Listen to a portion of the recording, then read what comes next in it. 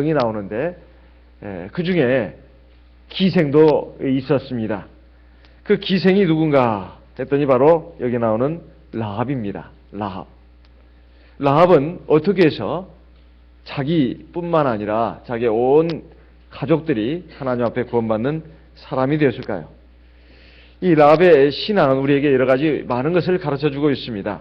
사람이 구원을 얻는 데 있어서 가장 중요한 것은 하나님이 보실 때 바로 믿음입니다.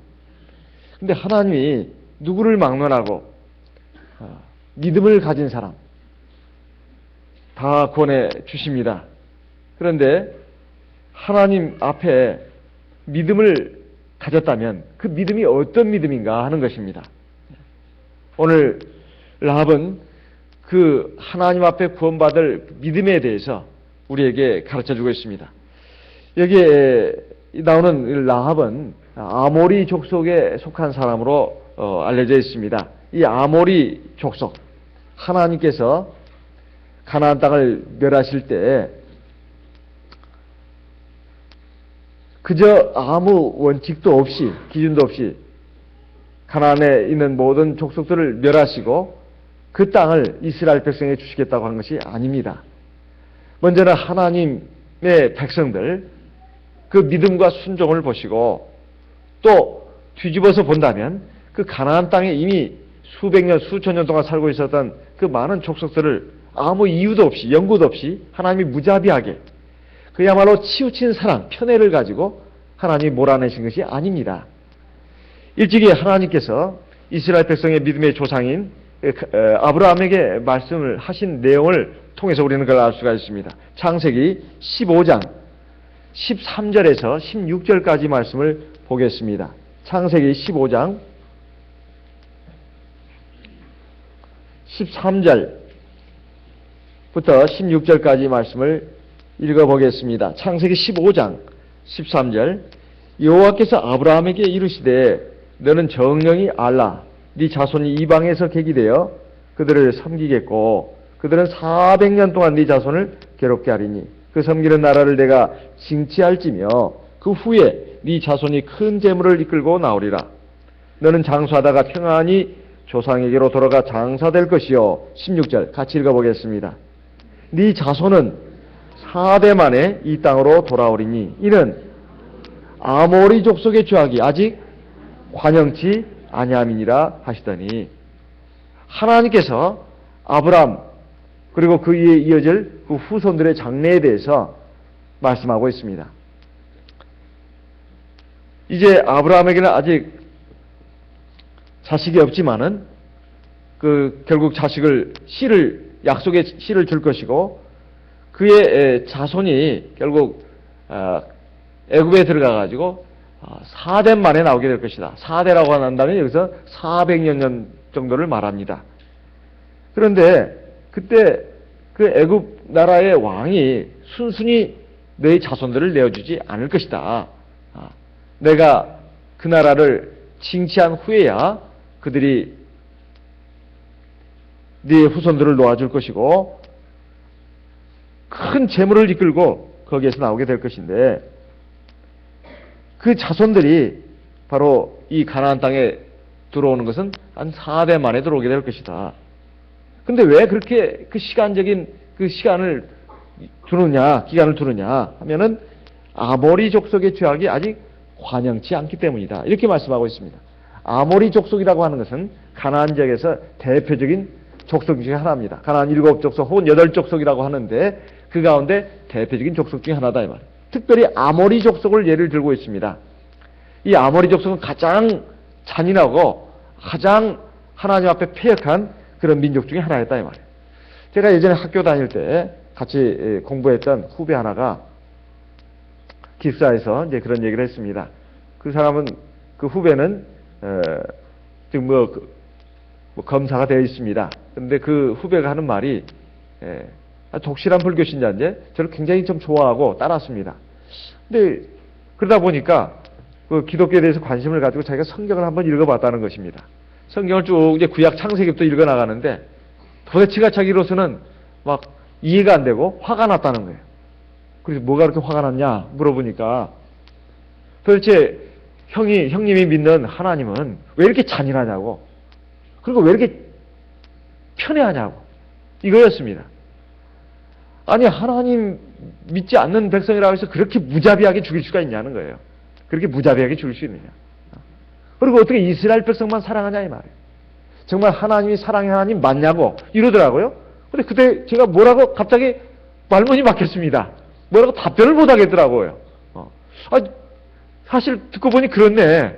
그렇지만은 제가 거기에 대해서 성경을 좀 더 자세히 읽어봐. 뭐 이렇게 그냥 얼버무리고 나간 적이 있었던 것 같습니다. 많이 생각해 보니까 정말 그런다는 생각이 불신자 입장에서는 또 타 종교인의 입장에서는 능히 가짐직하다 이런 생각이 들었어요. 어찌 하나님이 아무리 그렇다고 하더라도 하나님 믿는 이스라엘 백성만 사랑하고 나머지 백성들은 그렇게 무자비하게 죽일 수가 있는가, 그런 것입니다. 그런데 제가 이제 그 성경을 쭉쭉쭉 읽어보면서 그 답을 알게 되었습니다. 하나님이 이스라엘 백성들을 편애하신 게 아닙니다. 하나님 모든 나라와 민족을 사랑하시고 구원받기를 원하신다는 거예요. 그러면 하나님께서 특별히 아브라함을 택한 것은 이미 하나님을 믿는 신앙은 아담과 하와 이후로 쭉 내려져 왔습니다. 다만 그 수가 적었을 뿐이에요.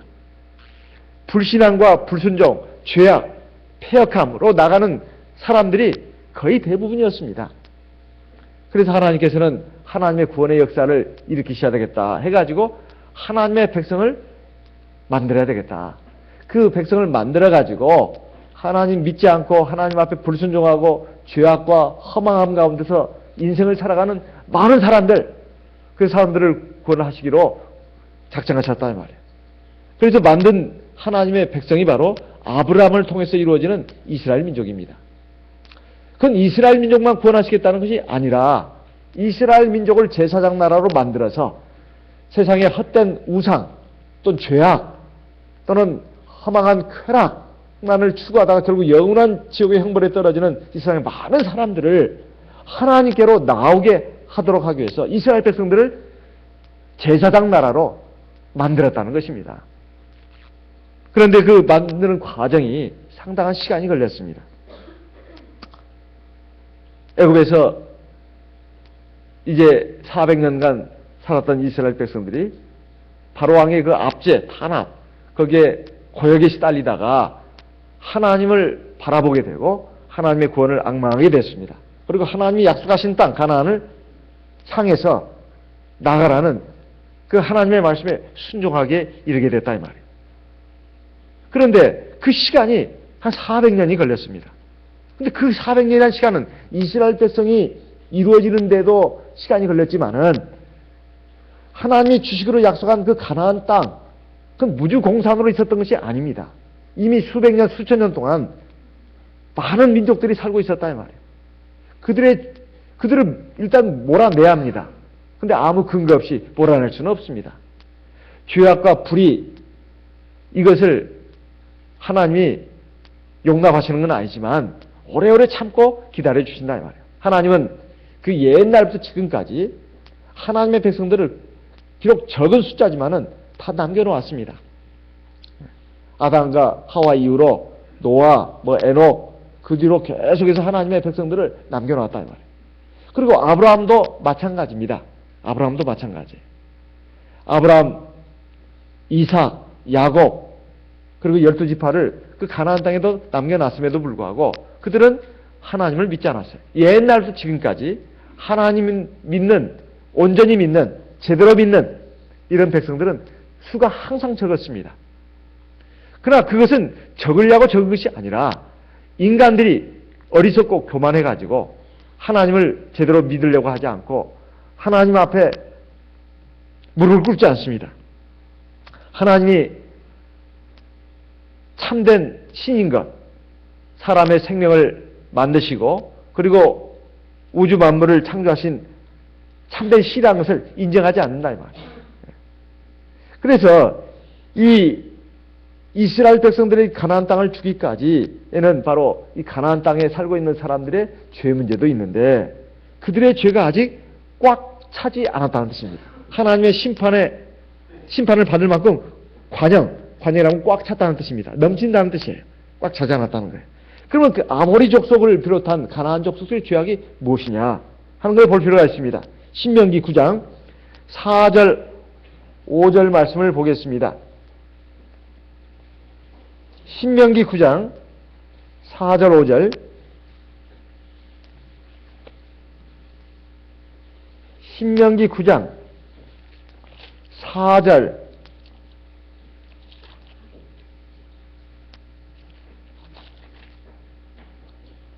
5절 말씀 읽어보겠습니다. 네 하나님 여호와께서 그들을 내 앞에서 쫓아내신 후에 네가 심중에 이르기를 나의 의로움을 인하여 여호와께서 나를 이 땅으로 인도하여 들여서 그것을 얻게 하셨다 하지 말라.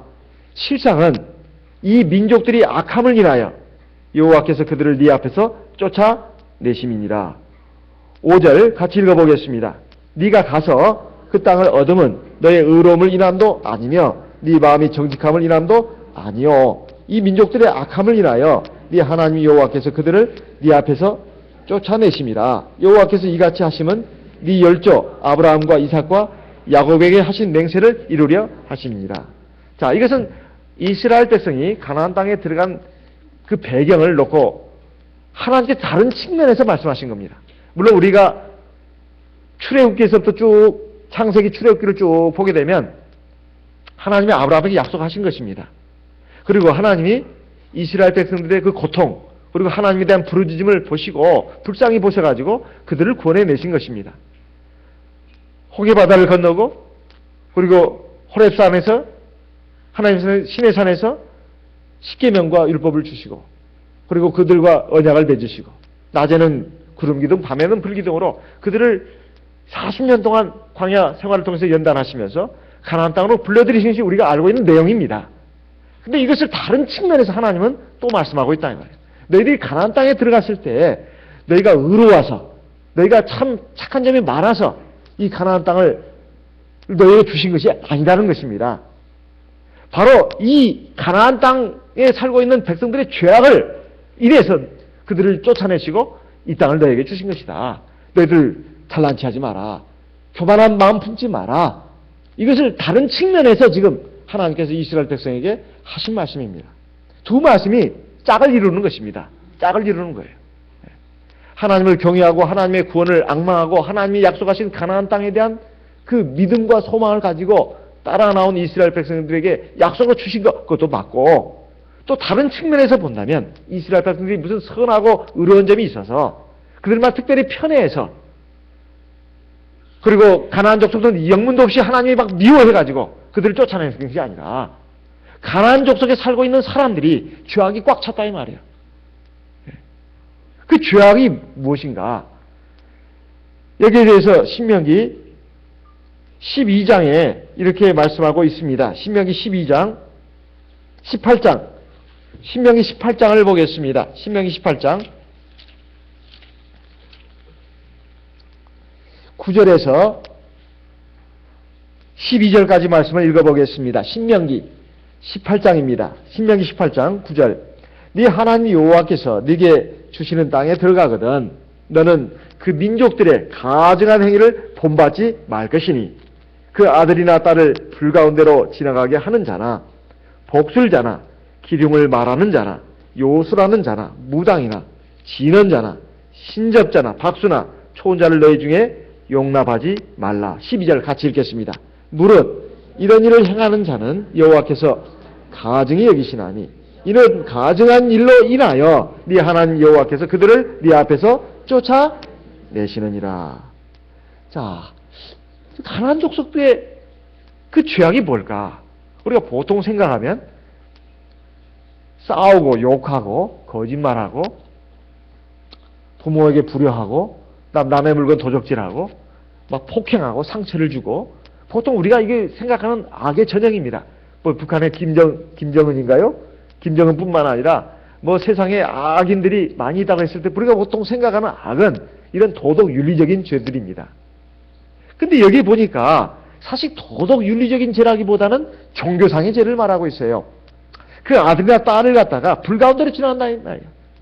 이거 옛날에 그 나온 미국에서 만들어 나온 인디아나 존스를 보게 되면 그 모험을 하는 그 주인공이 어디에 갔더니만 이교도들이 그냥 사람을 갖다가 불구덩이에 집어넣더라고요.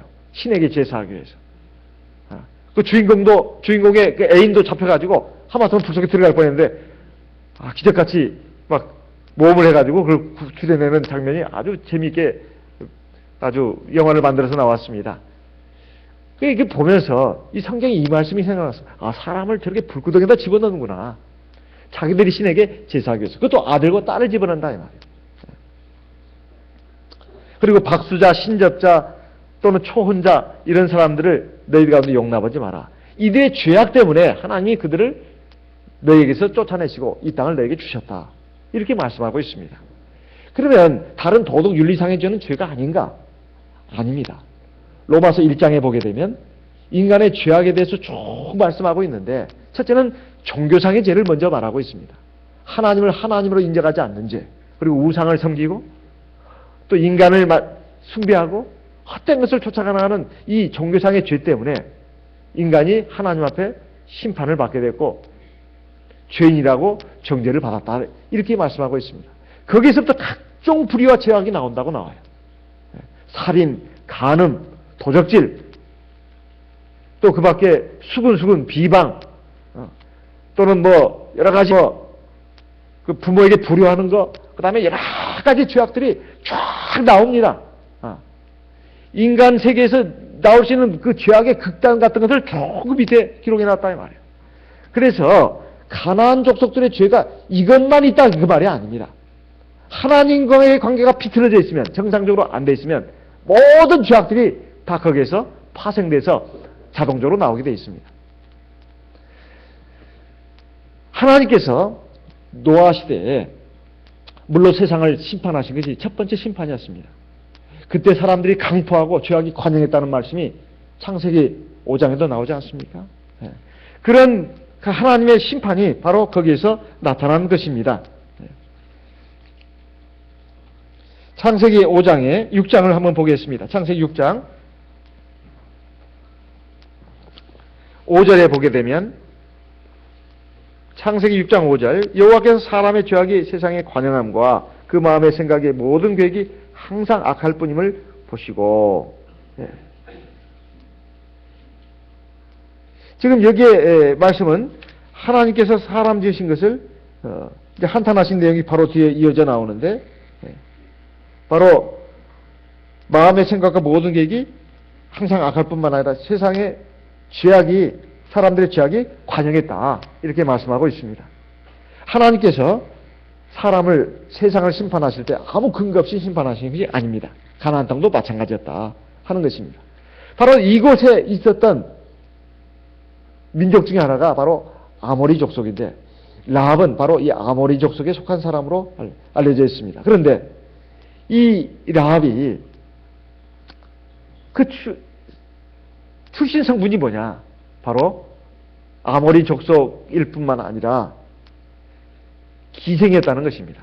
그리고 여자였어요. 여자였고 기생이었는데 사실 오늘날도 마찬가지입니다. 오늘날도 마찬가지. 그 창녀에 대해서 다 더럽게 생각하고 또 한편으로는 불쌍하게 생각합니다. 죄 가운데서 사는 사람이다. 그리고 그렇게 참 몸을 팔아가지고 참 살아가는 그 인생이 얼마나 또 가련하냐 이 말이에요.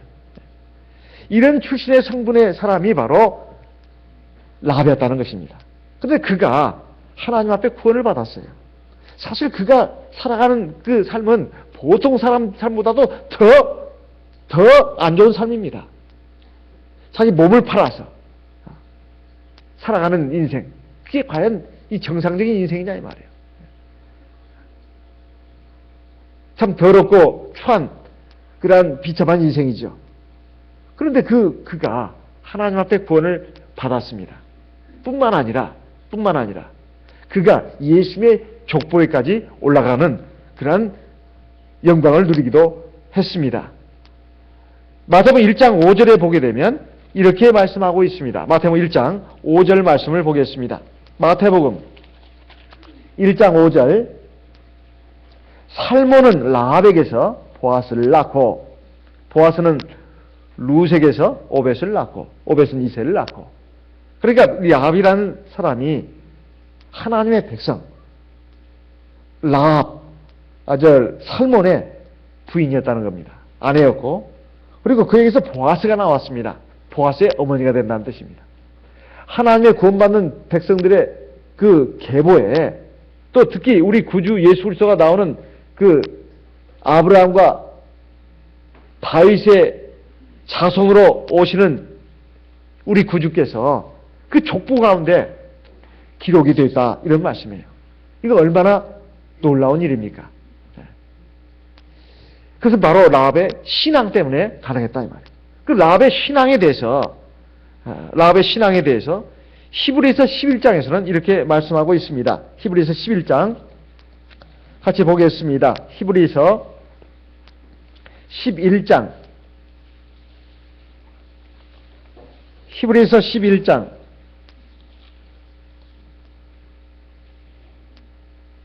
31절 같이 읽어보겠습니다. 히브리서 11장 31절 같이 읽어보겠습니다. 믿음으로 기생 라합은 정탐꾼을 평안히 영접하였으므로 순종치 아니한 자와 함께 멸망치 아니하였도다. 여기에 보면 라합을 그냥 라합이라고 말하지 않고 기생이라고 말하고 있습니다. 기생 라합은 정탐꾼을 평안히 영접하였으므로 순종치 아니하는 자와 함께 멸망치 아니하였도다.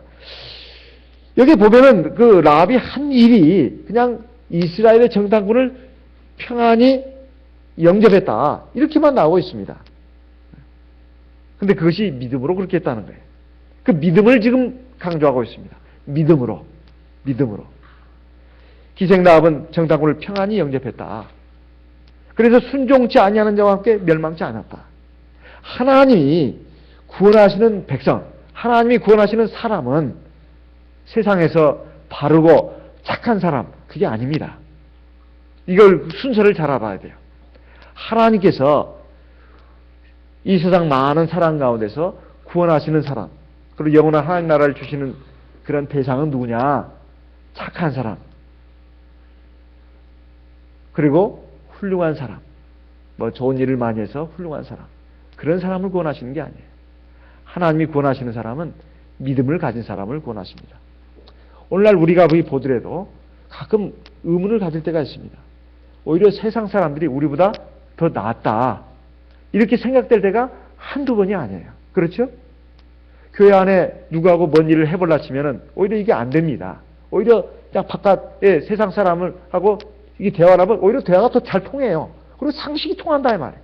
그런데 교회 안에서 보면 상식이 안 통할 때가 많다, 이렇게 말하는 분들이 한두 분이 아닙니다. 자기의 경험을 본다면은 세상에 더 바르고 착하고 진실하고 겸손한 사람, 또 인정 많은 사람이 훨씬 많다는 거예요. 오히려 우리 참예수의 성도님들이 못할 때가 많다는 것입니다. 그래서 가끔 의문을 가져요. 대체 이게 하나님이 어쩌자고 이렇게 하시는가, 그렇게 생각할 때가 많이 있다, 이 말이에요. 근데 여러분 여기서 반드시 생각할 것이 있습니다. 하나님이 구원하시는 사람은 믿음을 가진 사람을 구원하신다는 거예요. 믿고 거기에 하나님의 구원의 경로에 따라 나오는 사람을 구원하신다는 거예요. 그렇다면 오해해서는 안 되는 문제가 있어요. 그 다음 문제가 있습니다. 그러면 우리가 믿고 구원의 하나님의 진리의 말씀에 따라 나오면 자동적으로 하나님 나라에 들어가느냐? 아니에요. 그 다음부터 이제 하나님의 백성다운 백성, 하나님의 자녀다운 자녀로 완성되어 나가는 그 과정이 있다는 것입니다. 소위 말해서 예수님의 형상을 이루어야 된다는 것이고, 소위 말해서 알곡 백성이 된다는 것입니다. 성령의 열매를 많이 맺어야 된다는 거예요. 그리고 하나님이 거하실 아름다운 성전으로 지어져 가야 된다는 뜻입니다. 근데 보통 우리는 이 초반 것만 생각을 하고 많이 세상 사람과 비교를 합니다. 아이고, 세상 사람들보다 착한 사람, 진실한 사람, 겸손한 사람, 그리고 훌륭한 사람 많은데 왜 나 같은 것이 구원받았을까? 착각하지 마세요. 구원이 아직 완성된 게 아닙니다. 이건 구원의 시작이에요. 구원의 시작 단계에서만 보면 그런 말이 나옵니다. 그런데 이 시작 단계가 굉장히 중요해요. 구원의 아직 출발선에도 들어오지 못한 사람들은 아무리 의롭고 착해도 절대 구원받지 못합니다. 이거 오해해서는 안 된다. 그렇지만 구원의 출발선을 넘어섰을 때 그거 가지고 그대로 하나님 나라 가느냐? 천만의 말씀이에요. 우리가 그냥 안식일만 지키고 세례받고 성령 받으면 무조건 하나님 나라 가냐? 그건 아니에요. 그건 아닙니다.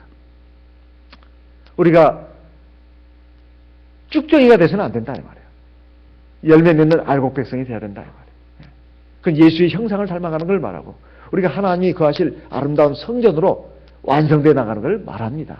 성령의 권능과 하나님의 말씀의 능력으로 그리고 때에 따라서는 불세례도 받으면서 우리 안에 있는 육신의 정욕, 죄악의 찌꺼기, 옛사람의 기질 이것이 다 녹아져야 되고 없어져야 합니다. 그리고 하나님의 거룩한 백성으로 온전한 백성으로 다듬어 가져야 된다 이런 말씀이에요.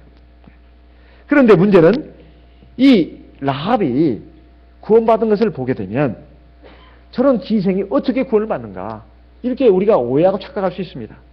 제가 지금부터 한 10여 년 전에 대만에서 1년간 연수를 받으면서 어떤 목자님이 이런 얘기를 했습니다.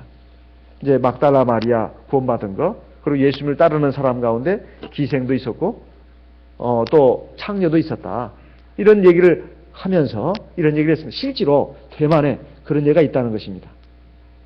대만에 북구인가요? 뭐 대만에 구가 몇 개가 있는데 실제로 창녀 출신이 전도가 돼가지고 구원을 받았대요. 이게 몸 파는 여자죠. 굉장히 더러운 여자입니다. 근데 우리 교회 들어와서 세례받고 성령을 받았다는 거예요. 근데 그 여자와 우리 형제가 자기가 결혼하겠다고. 그래가지고 결혼을 했답니다. 그래가지고 지금 성도가 돼가지고 잘 산다는 거예요. 저는 그 얘기를 듣고 깜짝 놀랐습니다. 깜짝 놀랐어요. 아, 실제로 우리 교회도 이런 일이 있구나. 그럼 보통 우리가 한번 생각해 봅시다. 그럼 교회에서 이제 믿음이 잘못 들어간 사람들은 틀림없이 이런 말 합니다. 저 여자는 예전에 창녀했대. 창녀했대. 더러운 여자야. 어떻게 저런 여자와 저 형제가 결혼을 하지? 말도 안 돼. 이게 말이 됩니까? 안 되는 소리예요. 근데 우리가 감히 근데 시도할 수 있을까요? 사람이라고 하면 선입견이라는 게 있습니다. 저 사람은 전라도 출신이야. 혹은 경상도 출신이야. 충청도 출신이야. 저 사람의 배경은 이래. 또 지난날의 그 삶의 그 어떤 과정에 대해서 우리는 다 우리의 그 인상이 있습니다. 옛날에 저 사람이 이랬대, 저랬대. 지금 현재를 보는 게 아니에요. 과거를 보는 겁니다, 자꾸. 지금 이 사람이 변화돼가지고 회개해서 바뀐 모습을 보는 것이 아닙니다. 과거, 옛날 모습을 보는 거예요. 그래야지 정죄하는 것입니다. 그럼 자기는 어떤가? 자기는 그보다도 더 못지않은 죄를 짓고 있으면서 남을 정죄하고 비판하는 데는 굉장히 도 같은 사람들이 있다 이 말이에요. 우리가 그래서는 안 되는 것입니다. 사람은 누구나 다 하나님 앞에 완전한 사람이 없습니다. 한 사람도 하나님 앞에 완전한 사람이 없어요. 다만 자기가 착각하고 있을 뿐이죠. 저 사람은 죄인이야, 나쁜 사람이야. 나는 의로운 사람이야. 천만의 말씀입니다. 하나님이 보실 때 나도 그에 못지않은 다른 측면에서 죄도 있고 허물도 있을 수 있다는 것입니다. 그런데 하나님이 보시는 것은 누가 하나님을 경외하고 하나님의 구원의 경륜에 순종하고 나오느냐 이걸 첫 번째로 보신다는 거예요. 라합이 그랬습니다. 그래서 이 라합이 이스라엘의 정탐권을 숨겨주면서 뭐 무슨 큰 걸 기대했던 게 아닙니다. 그런데 그 여리고 왕이 그 소식을 알게 됐어요. 아마 굉장히 뭐 빠삭하게 아는 뭐 끈앞풀들을 많이 풀어놓은 모양이죠. 그래가지고 이제 이 라합 기생집에 이스라엘에서 보낸 그 정탐꾼이 2명이 온 것을 알고는 군사를 보냈습니다. 너희 집에 들어온 자를 빨리 끌어내라. 그들은 우리 땅을 염탐하러 왔느니라. 그랬을 때 이 라합이 그들이 오기는 왔습니다. 왔기는 왔는데 저쪽으로 빨리 그 창문을 통해서 저쪽으로 갔습니다. 당신들이 쫓아가면 그 사람들을 만날 수 있을 것입니다. 이렇게 말했습니다. 근데 그렇게 하기 전에 라합은 그 이스라엘 두 정탐꾼을 지붕에 올려가지고 그 3대가 무슨 식물인가 보죠. 거기에다가 거기다가 집어넣고 숨겨놨다 이 말이에요.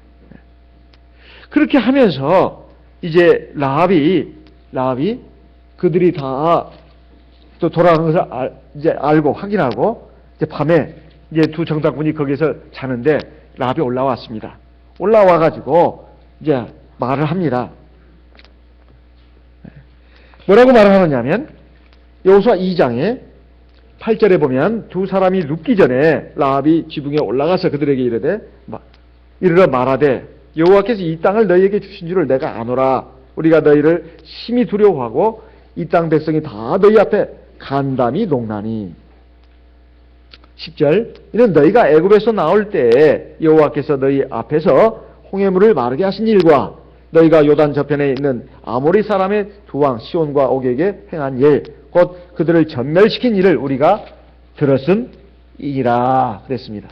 11절에 보면 우리가 듣자 곧 마음이 녹았고 너희의 연고로 사람이 정신을 잃었나니 너희 하나님 여호와는 상천하지의 하나님이시니라.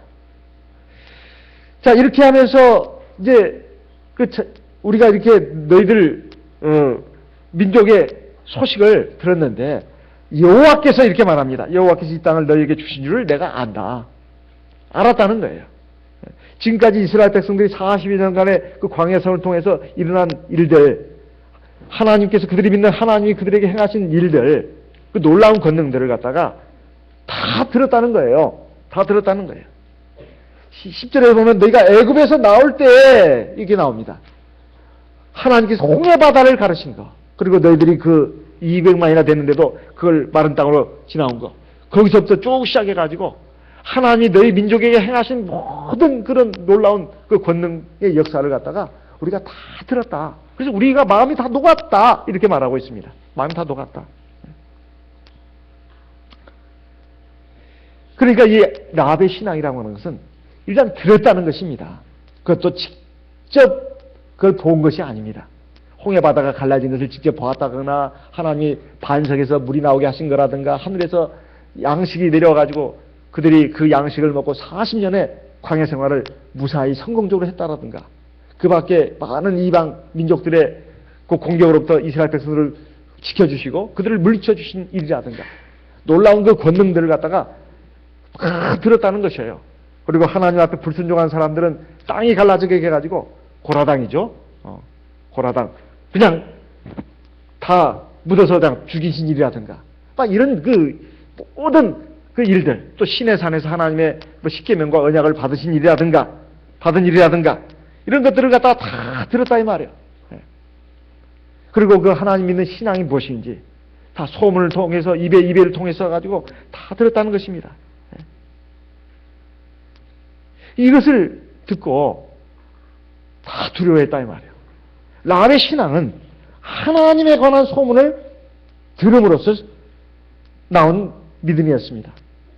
그래서 믿음이라고 하는 것은 듣는 데서부터 시작합니다. 듣지 않는다면 구원받지 못해요. 그래서 사실 소경은, 그 장님은, 시각장애자는 구원받기가 그래도 용이한데 귀가 막힌 농화자는 구원받기가 힘들다고 합니다. 듣지 못하기 때문에. 듣지 못하기 때문에. 사람이 듣는다는 것이 얼마나 중요한가. 눈으로 보이는 것이 사람이 누구를 볼 때 저 사람이 누구를 보는 것 같습니다. 물체를 보는 것 같아요. 하지만 듣는 것은 자기가 의지를 가지고 들어야 듣는 것입니다. 우리가 어떤 다른 사람을 볼 때 지금 어디를 보고 있다 알 수 있습니다. 하지만 듣는 것은 이건 본인이 듣고 있는지 안 듣고 있는지는 본인만이 알아요. 제3자는 알 수가 없습니다. 저 사람이 지금 듣고 있는가 안 듣고 있는가. 왜냐하면 듣는다고 하는 것은 본인의 결심이 있어야 합니다. 그리고 본인이 마음문을 열어야 되고 수용을 해야 합니다. 그게 들리는 거예요. 그렇지 않으면 듣지 않는 것입니다. 귀가 있다고 해서 다 듣는 게 아니에요. 그런데 라합은 그 소식을 들었습니다. 그리고 믿음을 가졌다 이 말이에요. 많은 사람들이 사실 들었습니다. 라합만 들은 게 아니에요. 여리고성에 있는 모든 사람들이 다 들었습니다.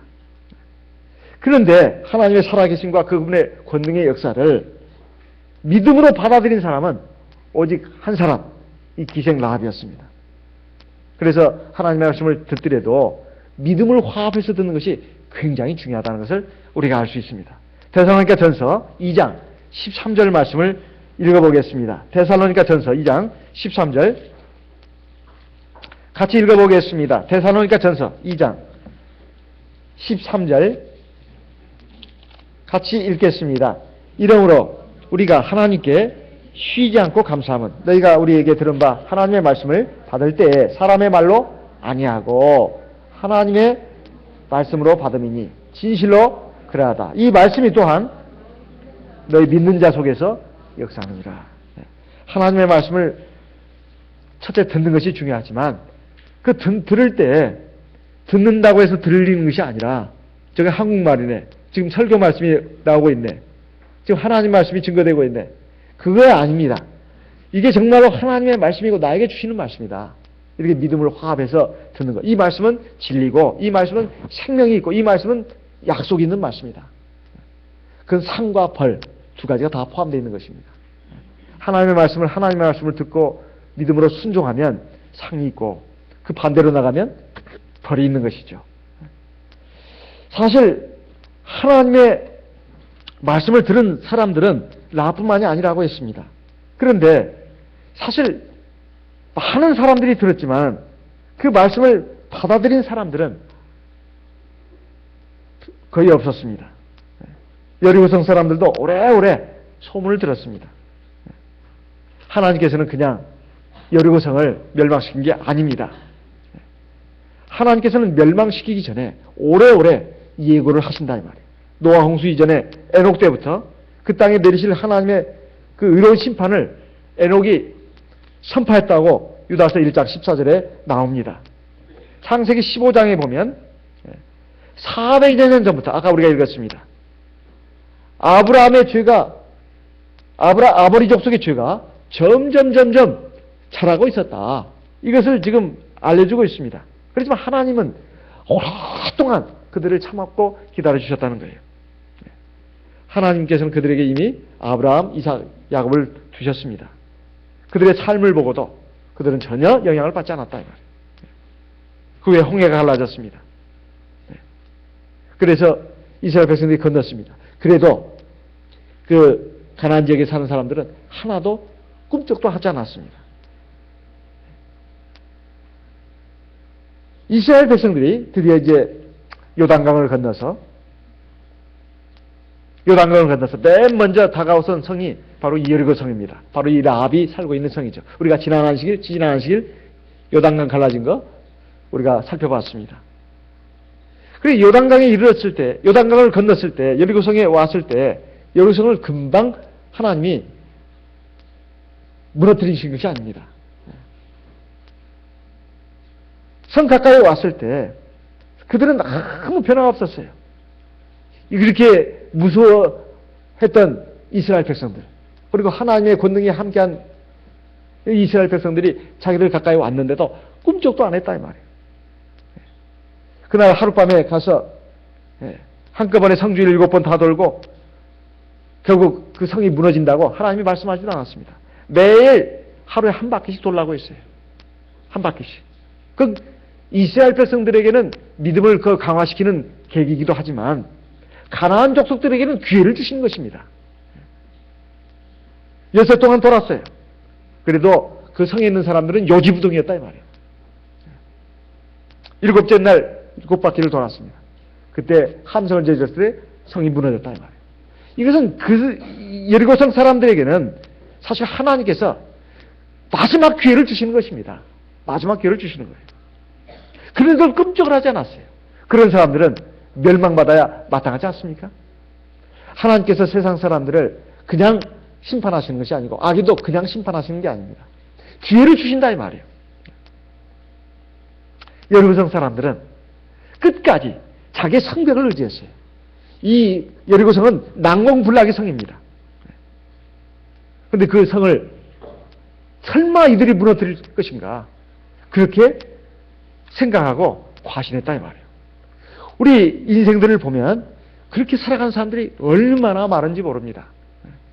죽음을 맞이하는 그 과정, 모든 사람들이 죽음을 맞이하는 과정을 볼 때 공통적인 그 현상이 있다고 많은 그 학자들이 연구를 해냈는데요. 그 중에 하나가 스위스의 정신과 의사인 키블러로스라는 여자 의사가 사람들이 죽음에 이르게 됐을 때 공통적으로 5가지 반응을 보인답니다. 첫 번째는 부정단계라는 거예요. 자기는 절대로 죽지 않는다고 생각하면서 살아왔다는 거예요. 나한테 어떻게 죽음이 오냐는 거죠. 부정 단계. 두 번째는 분노의 단계. 왜 나한테 이런 일이 일어나는가? 분노 단계입니다. 세 번째는 협상 단계. 그 운명이든 아니면 신이든 내가 지금 하던 일만 마치고 죽게 해달라고 운명 또는 신과 타협을 하는 타협 단계라는 것입니다. 협상 단계.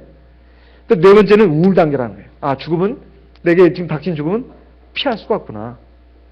그래가지고 우울해진다는 거예요. 다섯 번째 단계는 수용 단계라는 겁니다. 마지막으로 그 죽음을 받아들이고 체념한다는 거예요. 여러분 한번 죽음에 대해서 한번 생각해 보셨습니까? 아, 그건 말하지 마세요. 그 우울해집니다. 그런데 생각해야 합니다. 생각해야 돼요. 제가 청년 시절에 대방교회 나오던 때가 있었습니다. 그때 나이 드신 그 장로님, 집사님, 그 눈에 그때 생각납니다. 이름은 잊어버렸지만 그 어르신들이 지금 상당히 여기 안 보입니다. 앞으로 10년만 지나면 여기에 상당한 분들이 벌써 하나님 나라로 가셨을 거예요. 20년 지나면 또 상당히 가실 겁니다. 이 교체가 되는 거예요. 그러면 사실 우리가 태어날 때는 의식 없이 태어납니다. 그렇잖아요? 딱 태어날 때 그때 그 과정을 기억합니까?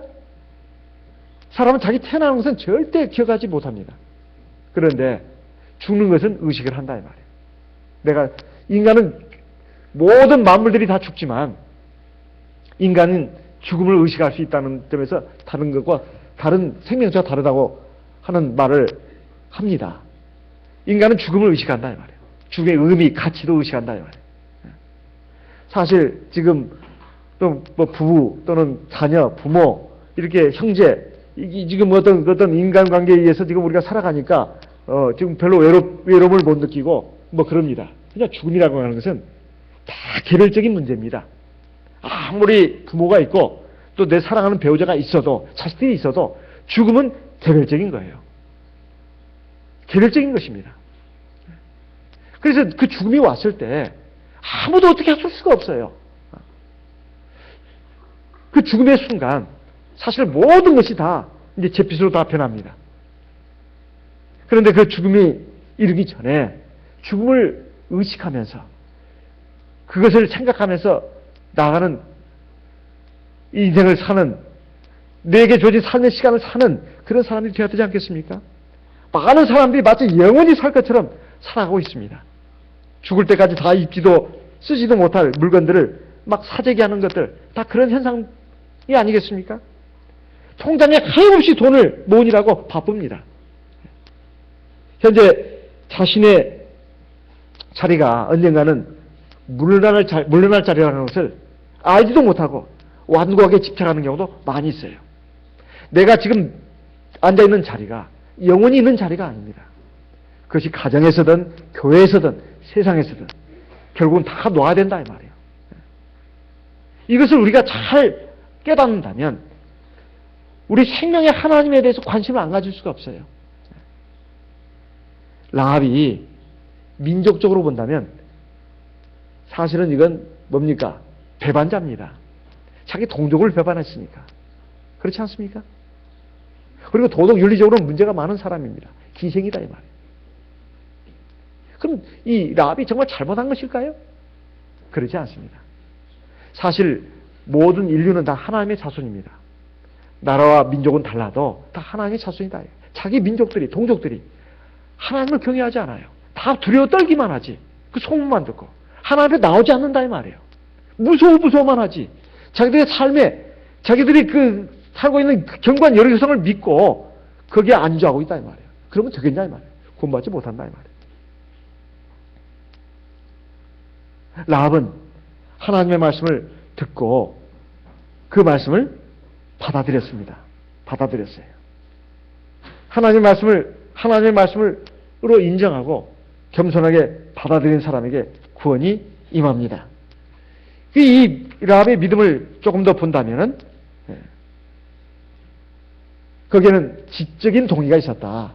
이 말은 뭐냐면 하나님에 대해서 무작정 믿었다는 것이 아니다.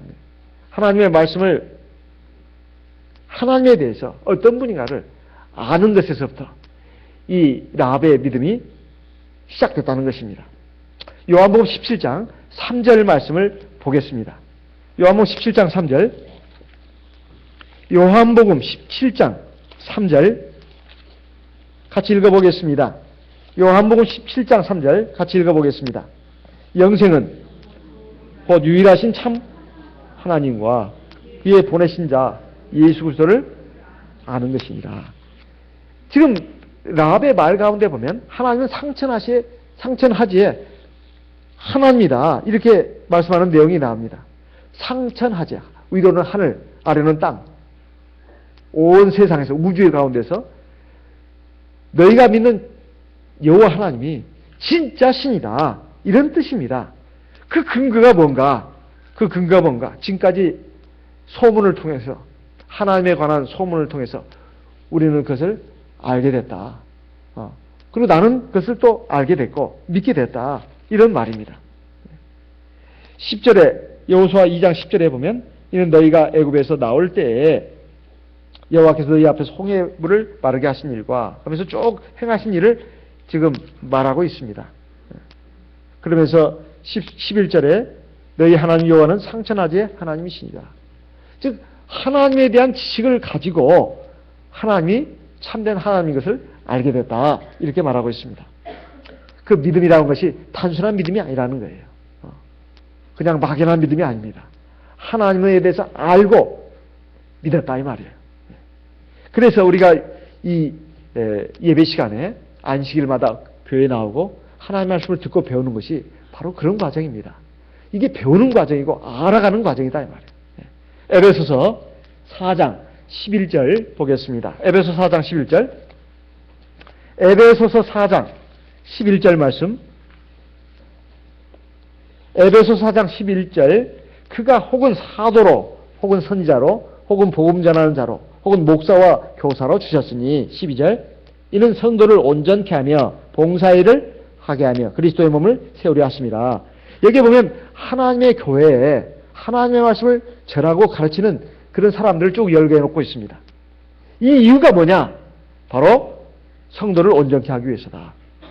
그리고 봉사일을 하기 위해서고 그리스도의 몸을 세우게 하기 위해서다. 그렇게 말하고 있으면서 13절 같이 읽어보겠습니다. 13절 에베소 4장 13절 같이 읽어보겠습니다. 우리가 다 하나님의 아들을 믿는 것과 아는 일에 하나가 되어 온전한 사람을 이루어 그리스도의 장성한 분량이 충만한 데까지 이르리니. 여기 보면 하나님의 아들을 믿는 것과 아는 일이 뭐가 된다고요? 하나가 된다. 그러니까 막연히 믿는 게 아닙니다. 무턱대고 믿는 게 아니다 이 말이에요. 아는 것이 있어야 된다. 이 아는 것은 하나님의 말씀입니다. 진리의 말씀이에요. 그게 알므로써 아는 것으로 끝나지 않고 믿어야 된다 이 말이에요. 다시 아는 걸로는 안 됩니다. 믿어야 합니다. 안다고 해서 다 믿는 게 아니다 이 말이에요. 그래서 14절에 보면 이는 우리가 이제부터 어린아이가 되지 아니하여 사람의 교술과 간사한 유혹에 빠져 모든 교훈의 풍조에 밀려 요동치 않게 하려 함이라. 15절 같이 읽어보겠습니다. 오직 사랑 안에서 참된 것을 하여 범사에 그에게까지 살할지라. 그는 머리니 곧 그리스도. 여기 보면 이제 행함을 말하고 있습니다.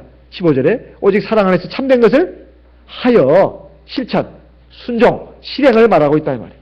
그렇게 해서 주님의 장성한 분량에까지 자라도록 하는 것, 이것이 바로 구원의 과정입니다. 첫째 아는 것, 그 다음에 그걸 믿는 것, 그리고 실천하는 것, 이것이 구원의 과정입니다. 구원의 과정이다 이 말이에요.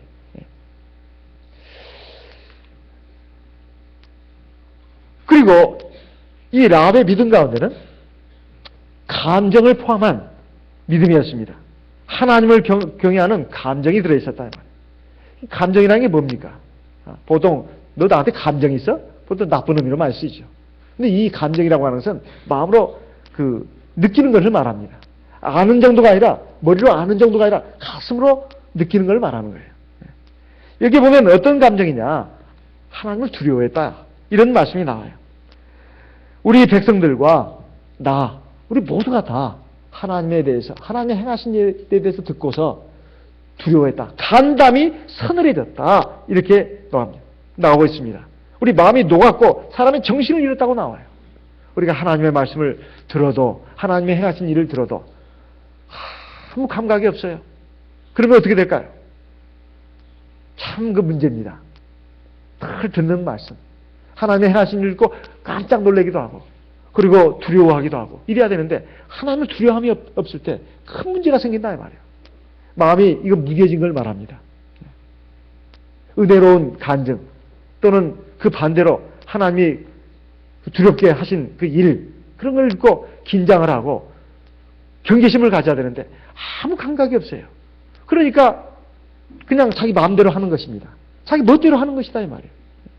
하나님을 의식을 하고 하나님 앞에서 두려워하고 긴장하는 마음을 가져야 합니다. 물론 하나님 앞에서 기뻐하고 감사하고 즐거워하는 마음도 가져야 합니다.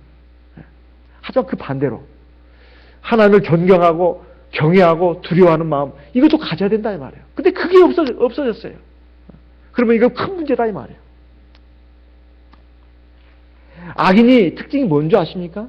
하나님 말씀을 듣지 않는 것, 하나님을 믿지 않는 것만 있는 게 아니에요. 하나님을 두려워함이 없는 거예요.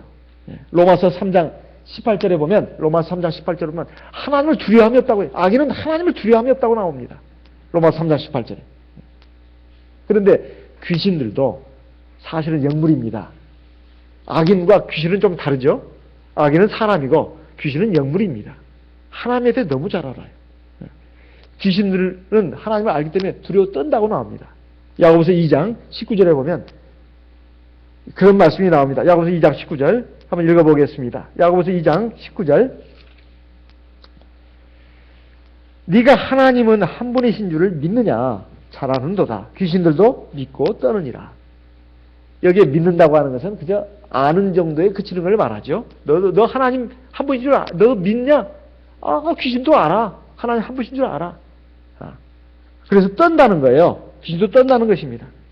근데 문제는 우리가 하나님을 한 분이신 줄 알고 믿지만은 하나님 앞에서 떨지 않는 경우가 있습니다. 하나님을 두려워하지 않는다 이 말이에요. 그러니까 거짓말도 하고 나쁜 말을 하고 또 나쁜 짓을 해도 하나님 앞에 진실하게 행하지 않아도, 믿음으로 행하지 않아도 두려워하지 않는다 이 말이에요. 왜? 하나님 눈에 안 보이니까. 하나님 한 분이신 줄은 압니다. 그리고 믿는다 이 말이에요. 하지만 두려워하는 건 없어요. 그럼 모순적인 상태가 일어날 수 있을까요? 일어날 수 있습니다.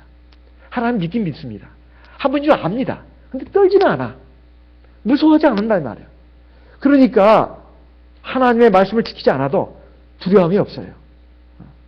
정말 하나님을 믿는다면 하나님의 말씀을 지켜야 되는데 지키지 않는단 말이에요. 그리고 반대로 행합니다. 그래서 두려워하지 않아요. 이러다가 내가 하나님 앞에 매맞지, 벌받지, 내 생각대로, 내 감정대로, 내 의지대로 막 하면서 하나님은 두려워하지 않습니다. 하나님보다 막 앞서 나가는 거예요. 자기 의지, 감정, 욕심, 자기 혈기가 앞서는 거예요. 이런 사람은 하나님 두려워하지 않습니다. 이건 큰 문제입니다.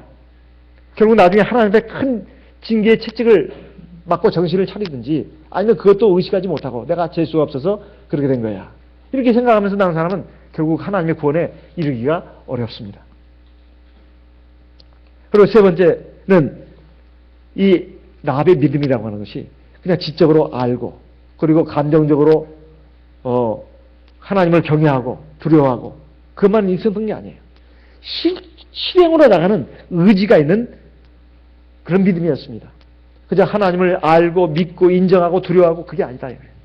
이거 실천으로 나갔다 이 말이에요. 사실 성경에는 바로 그 부분을 강조해서 말하고 있습니다. 야고보서 2장 25절 이 믿음에 대해서 말씀하면서 야고보서 2장 25절에 아브라함과 함께 영광스럽게 라합을 들고 있습니다. 아브라함과 라합을 들고 있다 이 말이에요. 아브라함과 라합은 신분상으로 보면 하늘과 땅 차이입니다. 그런데도 영광스럽게 라합이 들어가 있습니다. 야고보서 2장 25절 같이 읽어보겠습니다. 24절부터 같이 읽어보겠습니다. 24절부터 이로 보건대 사람이 행함으로 의롭다 하심을 받고 믿음으로만 아니니라. 25절 또 이와 같이 기생 라합이 사자를 접대하여 다른 길로 나가게 할 때에 행함으로 의롭다 하심을 받은 것이 아니냐. 여기 보면 기생 라합이 행함으로 의롭다 하심을 받았다 이렇게 나와요. 어떤 행함일까요? 이스라엘 정탐꾼을 자기 집에 모셨고 또 그들의 목숨을 지켜줬습니다. 숨겨줬다 이 말이에요. 근데 이게 뭐 대단한 일이냐? 누구나 할 수 있는 일 아니냐?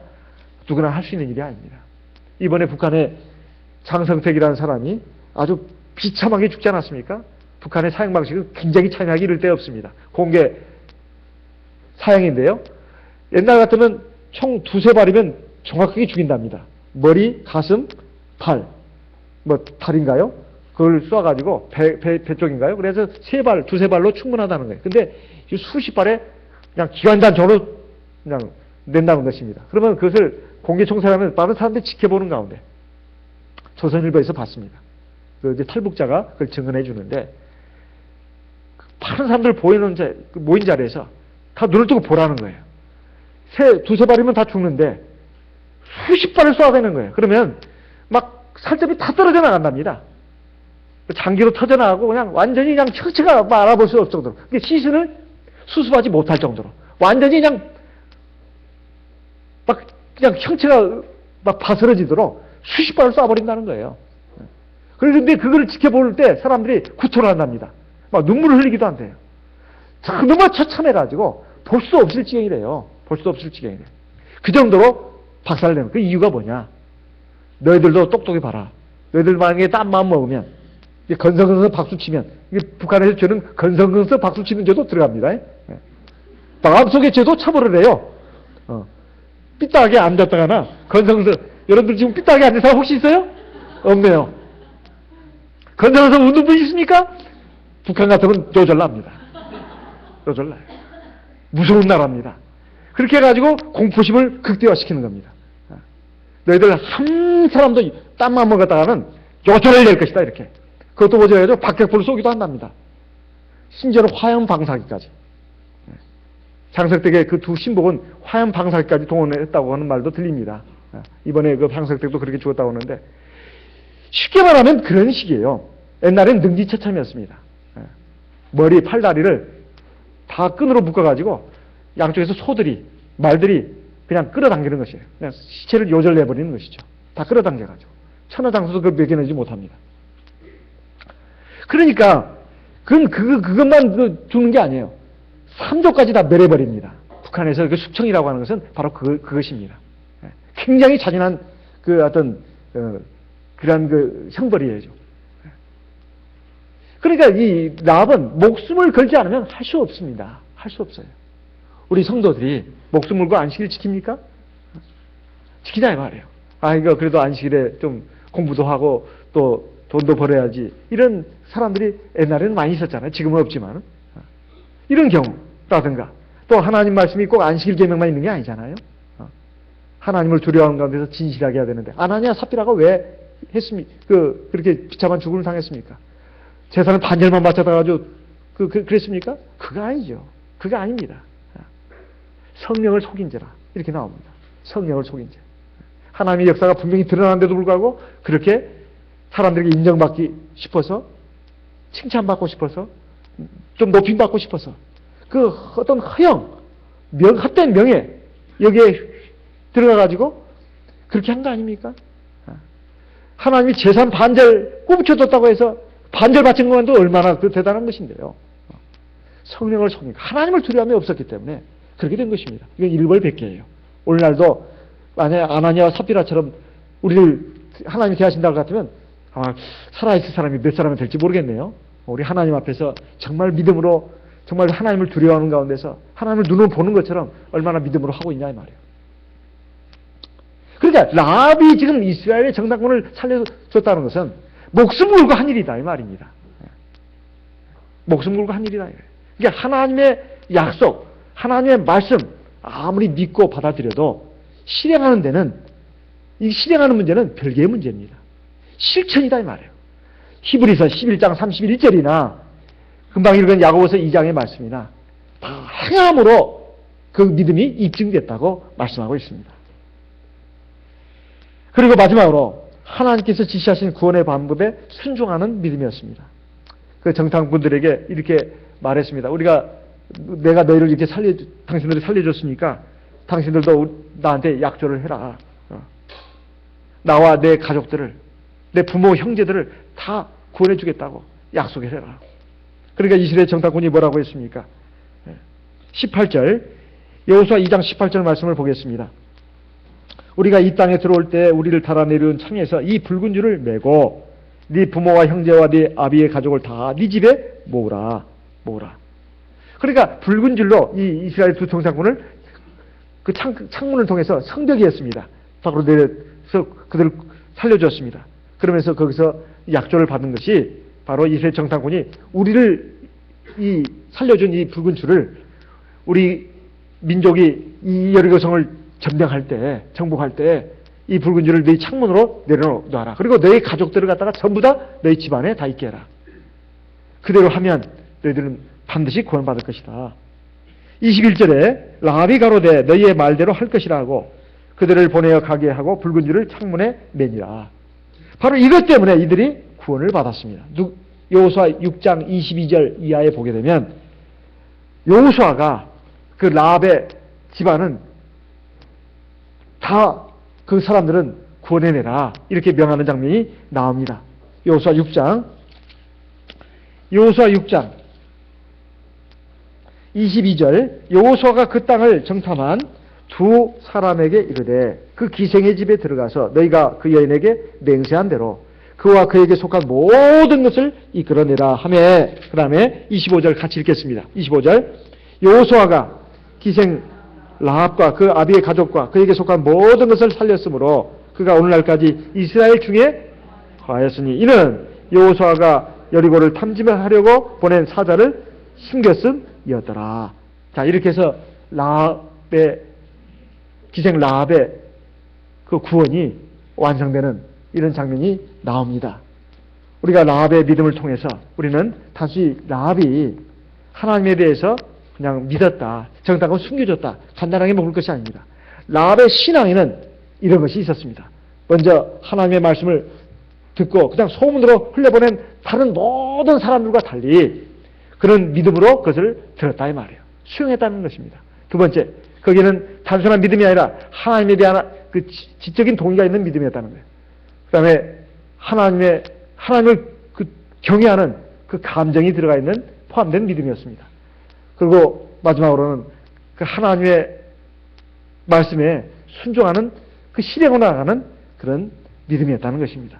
이렇게 해서 오늘날 우리에게 참 귀감이 되는 그런 신앙인의 표상이 되었습니다.